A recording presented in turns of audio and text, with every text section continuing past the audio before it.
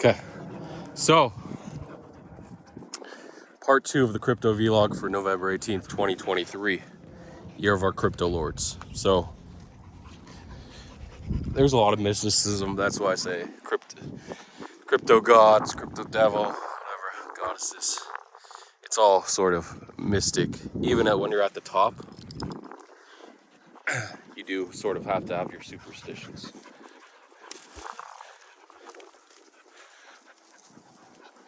But anyway, let's go to part 2. But obviously you want to keep grinding through those superstitions because it's human nature to believe that there's a higher power, there's an unknown reason for why I'm losing or why I'm winning at the top. You tend not to think about it when everything's going well, but when you're at the bottom, you're like, oh my God, where's God? It's the devil, all the misdeeds are the reason I'm losing. They're all sort of representative of an actual physical force, but you chalk them up to something supernatural. So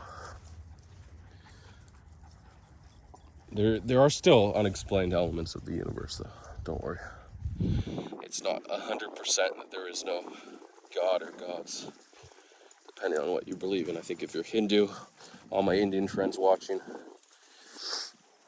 you're Vishnu and Krishna and Ganesh. Yeah, don't worry. They might still be waiting for you when you die. Your rebirth, reincarnation.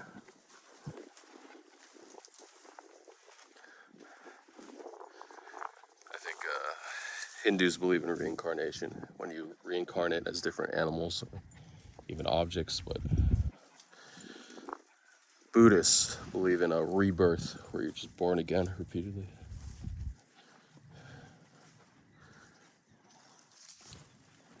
Okay. So I'll talk about the volatility now.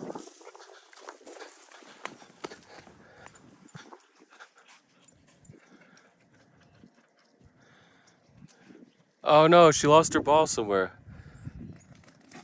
Oh my God. Just got in front of a running pit mix.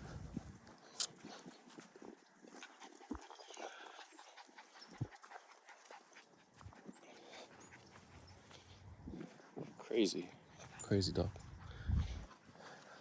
It sucks I lost her ball because that was a good like Kong ball, $10 ball, but whatever. If she didn't want to hold it, then that's the hard part. If we're at the park, no problem, but on a hike, I can't give her those good balls.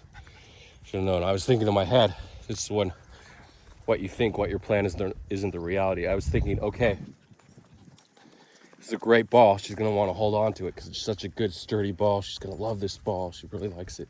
It's not like the tennis ball. She can bite into it and it's not going to fall apart.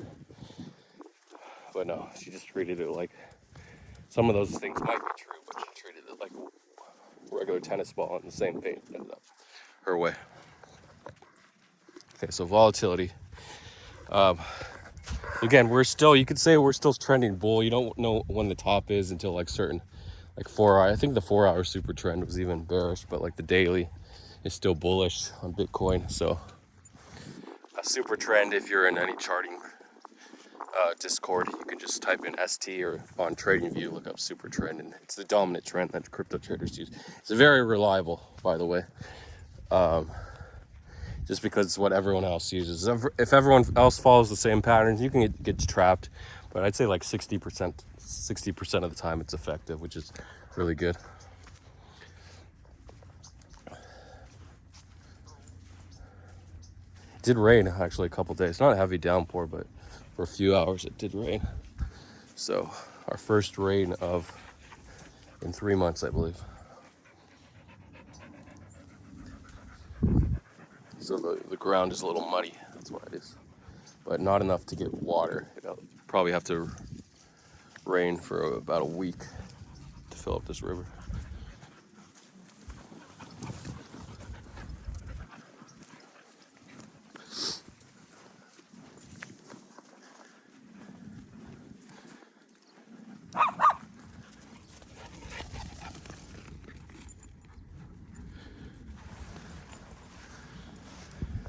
So volatility, what is volatility? Let me tell you. Volatility is the measurement of the movement of something, either a price, an emotion. You can be emotionally volatile. An animal, the actual physical movement, the deviation from the normal. This is all volatility. So it's sort of the opposite of stability is volatility. So why is volatility important? Because volatility is how fast or how slow you're going to make money when you buy an investment or a coin or a meme or an NFT, whatever. So most of the time, you can trade really volatile products. Generally, the lower the market cap, the higher the volatility. But that increases your risk. So if there's lower volatility, we introduce something called leverage, which is, I talked about in past vlogs, the gift from the gods, the gift from Tick, from Lord Lava, and who else? But they were the earliest crypto traders to trade leverage, so, and then they spread it to other people. So leverage allows you to leverage what very little volatility there is and just expound your gains. But the problem is when there's a lot of volatility, leverage is going to liquidate you. So again, the actual measurement of the volatility, there are certain volatility indices to measure, but in general, if the price is moving fast and you're making a lot or losing a lot, that means you have the volatility is too high for your leverage. So a lot of times we might have a slow moving up, very slow grind up, and it's generally safe because the direction is clear, like the last 3 weeks, other than this last week, the previous 3 weeks. But we're approaching 1 month or 4 weeks. Monday it'll be 4 weeks since Bitcoin broke 30K on the fake ETF news. The next day it actually went above 30K for good for the last 4 weeks.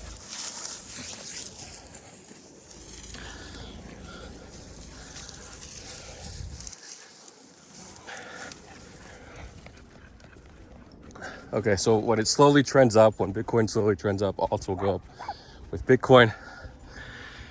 That's good. Generally, if you're leveraged 20x or actually 10x or less, you're generally safe. But then all of a sudden, when Bitcoin starts reversing, that's when you want to cut your leverage if you're still long. Because we still will continue the trend up, but it's going to be more volatile, whether up or down. The directional volatility is what you want. So we don't know the specific direction. So that's why you want to reduce your leverage, even though it'll generally favor longs at the first sign of weakness. So it's going to take a few weeks or a couple weeks before it's clear that the trend has reversed to bear. And then you want to look for shorts or short scalping, short trading as a directional bias. But in general, it was usually safe. So what happens is everything starts pumping less. And then there's one or two coins, like we had Sol first, then we had AVAX, and then TIA was also the pump, and then we just had Render. So these coins are what everyone FOMO's into because they think, oh, these are the coins that where my money is the safest. These are the strongest coins. They are because everyone just, whether it's whales or the collective conscience of Discord, Twitter, and Telegram, and Friendtech, they just decide, hey, we're gonna pump these last coins. There's not a lot of players left. Let's just focus our liquidity to pumping these last coins. So they pump TIA. And then also, what happens when they pump TIA, the new coin Pyth, that's being airdropped tomorrow on Monday, the 20th. I think it's the 19th today. Sorry, did I say the 18th? Let me just do calculations in my head. Friday the 17th, yeah. My charts, for whatever reason, didn't bring up the 19th. What the freak? Why? Man, that's so weird. Maybe I just didn't see the 19th at the bottom of the chart. And it was only a few hours before I went to sleep of the 19th. It's up to like 3 a.m. So I'm sorry. Yeah, I think tomorrow's the 20th. Yeah, definitely the 20th tomorrow. Sorry, I didn't fact check that with my mind. I created a situation where I thought today was the 18th when it was actually the 19th because I looked at the chart instead of double checking, triple checking. So that these are safe trading methods, which I don't have. So volatility is great when there's low enough leverage. TIA, if you did 2x, 3x, $2, actually $2 is the bottom, say like 250 or on 3x, you would have been safe. Even 4x at 250. 5x, I think 5x, what is that?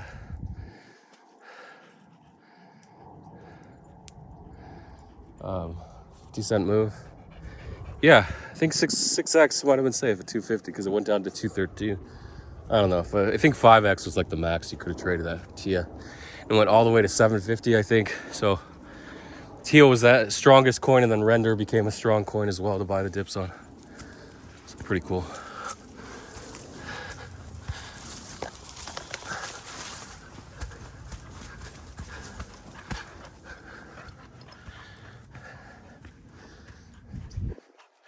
I think my little buddy's on the other side. So I can't actually walk up to the top of this waterfall because I have a few minutes to get back to my car at 11:55.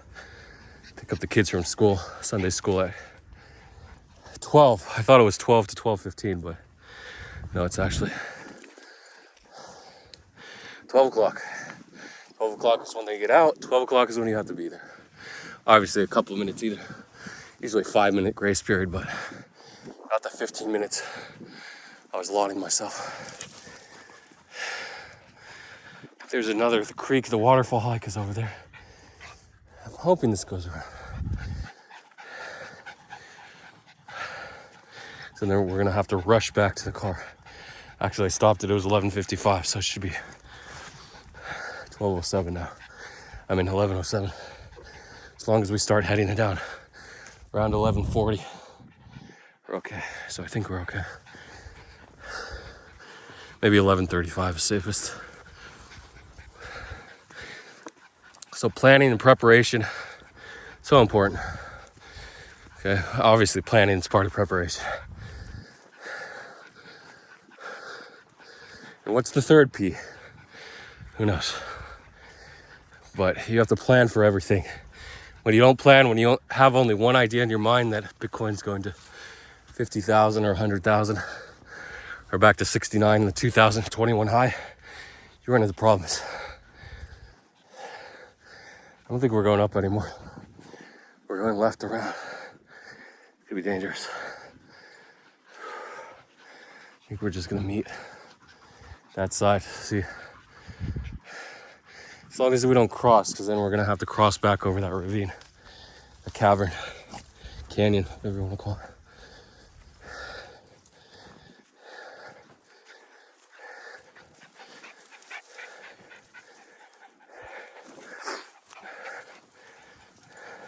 So do the laws of trading not apply to me or not apply to you? Ask yourself that. No, they do.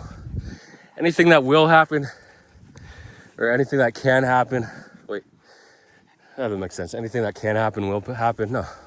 I mean, anything will happen, of course. So I guess it makes sense. Anything that can happen will happen. So if you want to lose all your money, you think it might happen, it's going to happen, especially during volatility. And that's why I lost $150,000. My margin account started around 40,000, ran it up to 150 and then lost it all. It sucks because my initial strategy, keep adding margin because we're gonna have flushes, but the trend of bull keep continuing up after the flush. It's gonna keep going. So I survived four flushes, but the fifth flush, I said I'm not even gonna add 10K. I think if I would have added 10K, might have been safe, but I didn't do it, and then we bounced the course. I would have been back up to 50,000, but I was making lower highs. So I started at 150. We dropped, actually started lower, but I mean, it peaked at 150.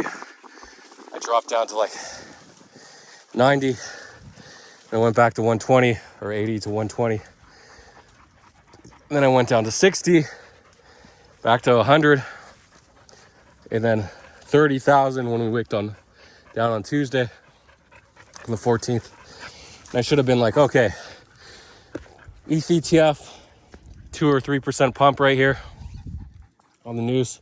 So again, we got a second ETH ETF filing by, or the BlackRock, sorry, the BlackRock SEC filing the official BlackRock paperwork for the ETH ETF. So previously it was NASDAQ. First it was Delaware, later on in the day, they were registered in the corporation, the Ethereum Trust, BlackRock Ethereum Trust. And then later on in the day, we got their official NASDAQ filing, and then the SEC approval, or recognizing their filing, recognition of filing. Hey, whatever. So obviously it's the same news. So the third time, same news comes in. It's not going to pump the news high. So I was hoping by holding these ETH, ETC, Lido, Ripple, and ETHW, ETH Proof of Work, I would either ride the wave. Surely the third time was coming where it would lead to a mini ETH season, but it didn't. All we got was the 3 to 5% pump in ETH. And again, I lost everything. So I should have exited when I went all the way from 30 to 120. So because I'm so biased along, my margin account fluctuates, but I can measure, I can do technical analysis based on the volatility of my margin account. And for that reason, I should have known. I felt it was right. It always happens when I get liquidated. My margin makes lower and lower highs.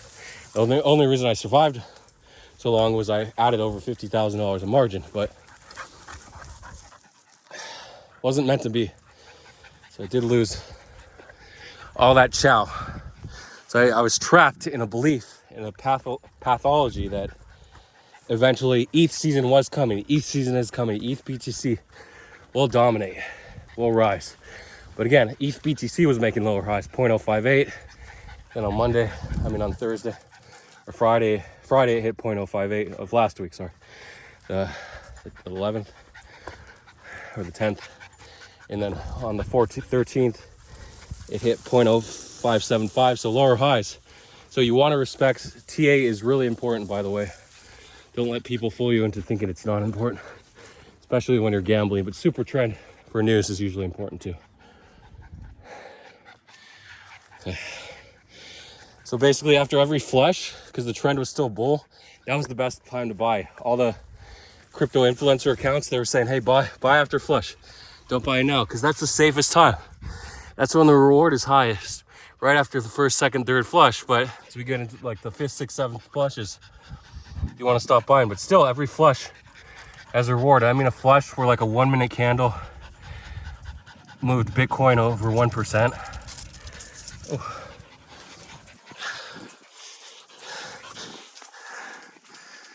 Oh, something's happening. This might be the top of the toenail. Now we can go up this way. Actually never gone this way. I don't know if you realized it. Oh no, she tumbled. Or it was a rock. Okay, it wasn't her, it was a rock. Come on, Belle. Let's get moving.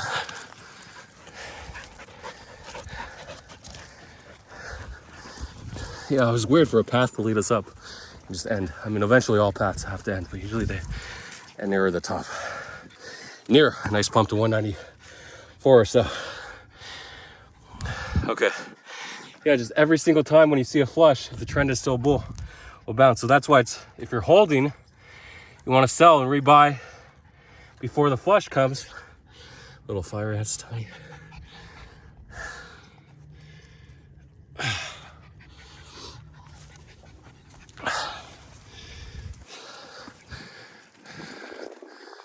So I might have to go off. Hopefully we can start to cross. I can get back down. It's 11:15 now. Hey, dudes. We are going to the top. I'll make part 3. So again, I was the victim of volatility. I was the recipient or the winner, and now I'm the victim or loser. So again, it was a battle, the pathology that didn't allow me to close in lower highs despite the market saying lower high, because I held on to the tiny belief that ETH would have a mini run, maybe go up to 0.06. It didn't. That's why I lost. And why? Took the market cap almost $250 billion, 1/3 of Bitcoin. Come on. Someone die? Yeah, maybe. Who died? I mean, a lot of you died. When you get liquidated, it's like you die. Oh, this isn't a memorial. This is just people to plant their advertisements. Maybe someone did die. Oh yeah, take a risk. Sarah Explorer, Sabrina Porter, everyone who died. That's cool.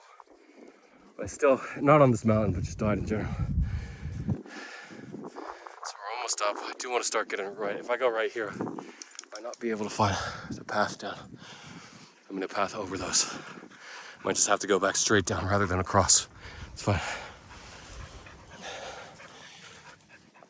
So that's why patience and deploying at the right time. If you deployed early, a few weeks over right after Bitcoin started to move, you're okay. You deploy late in the last couple of weeks, you're probably not okay unless you took a profit. So again, very foolish of me to think ETH would have its time. The ETH eco tokens, Arbitrum, Ripple, Radiant, all those good stuff. Then GMX, Lido, ETHW, blah, blah, blah, Ripple, ETC, the classic Ethereum token. No, never had its run. I thought ETC was 700 million market cap. It was actually 2.5 billion. So I was way off thinking these coins could pump like AVAX, and it didn't happen. So again, I just wanted to make $100,000 and chill out. Instead, I lost 150,000, and I'm going to have to grind till the end of the year, grind my way back to 100,000. I sold a couple coins, so now I have 10,000. It was up to 20 because I longed. It took me a half an hour to realize, okay, get back in. I thought I wanted to take a break. The best time to buy is after you get liquidated, because that's when you have a rise. I think ETH bounced from 2016 to 2076, but again, lower highs. The previous high was 2092.